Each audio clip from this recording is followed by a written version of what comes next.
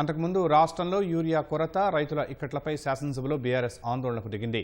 Urea దొరక్కపోవడం, రైతులు ఇబ్బందుల పాలవుతుండడం, కేంద్ర రాష్ట్ర ప్రభుత్వాల విధానాల వల్ల రైతులకు కలుగుతున్న నష్టంపై చర్చించాలని కోరుతూ ఆ పార్టీ శాసనసభ్యులు వాయిదా తీర్మానం ఇచ్చారు.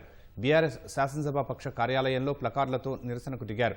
కాంగ్రెస్ వచ్చిన తర్వాత యూరియా కొరత వచ్చిందని, షాపుల్లో లేని యూరియా యాపుల్లో దొరుకుతుందా అని నినాదాలు చేశారు. ఎమ్మెల్యేల చేతిలో ఉన్న ప్లకార్డులను పోలీసులు తీసుకున్నారు. పోలీసుల తీరుపై బీఆర్ఎస్ శాసనసభాపక్ష ఉపనేత హరీష్ రావు అభ్యంతరం వ్యక్తం చేశారు. అనంతరం సభ ప్రారంభం కాగానే శాసనసభలో బీఆర్ఎస్ ఎమ్మెల్యేల ఆందోళన చేపట్టారు. యూరియా కొరత, రైతుల ఇక్కట్లపై నినాదాలు చేశారు. కాంగ్రెస్ వచ్చింది, కాంగ్రెస్ వచ్చింది, కాంగ్రెస్ వచ్చింది. యాపుల్లో లేని యూరియా, షాపుల్లో